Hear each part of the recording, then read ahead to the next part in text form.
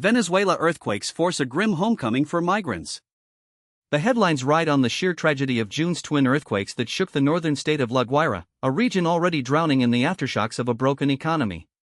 Over 4,800 people lost their lives, but the human cost went beyond the numbers. Imagine the thousands of Venezuelans who had fled, building new lives in Brazil, Argentina, the United States, and beyond. For many, the earthquakes turned what could have been another chapter of survival into a painful return. Take Liliana Figueroa, a mother who had settled in Brazil with hopes of a better future for her daughter, Angelina. The two fought a pandemic riddle: daily WhatsApp videos, selfies, manicured nails, random stickers. On the night of June 24, a casual clip with a pasta plate and a thumbs up, just a normal update about dinner highlights. At 5:30 p.m., she sent that update. The next morning, a quiet conversation carries on. Then, the next 1:30 a.m., for Kilo G on her phone, another reminder. All messages vanished, unread. When the news hit midnight, a decisive moment, mommy's baby, Liliana typed at 12:37 a.m., "Where are you, my beautiful daughter?" The replies were a satyr rhythm of honey and honey, delayed, not delivered, except for a final blank. Hours later, her life folded into a single heartbreaking image: Angelina's body beneath the rubble of a residential tower.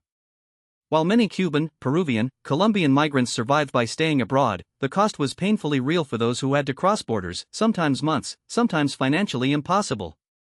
In the morgue in La Guaira, together with her grief, she saw the stark reality that migration and sorrow became inseparable.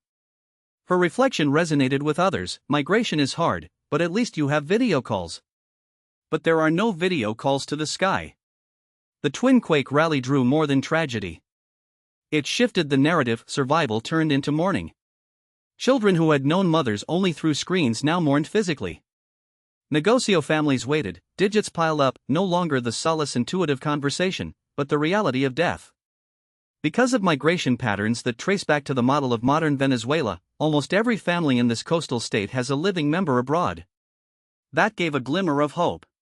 But in this episode, that hope collided, turned into a painful reunion of grief. And as the nation stands, the toll numbers climb above 4,000, loss, practical mourning, and countless unanswered messages. The headlines may expose the immediate human numbers, but the story is deeper, personal. Migrants who left behind entire hyphenated lives had to re-encounter those they had left. Families were forced to confront the loss not through shared daily moments but through a microphone that could not carry them closer. The path forward involves true solidarity. The story of a mother's frantic returns, a loss of a daughter, and a sense of shock turned into mourning serves as a reminder of how our choices of exile and home route intersect again when the earth resounds. We greet the sadness with a story that matters. Thank you for joining us to hear this human tragedy, not just a news headline. For more on how migration intertwines with disaster, keep listening.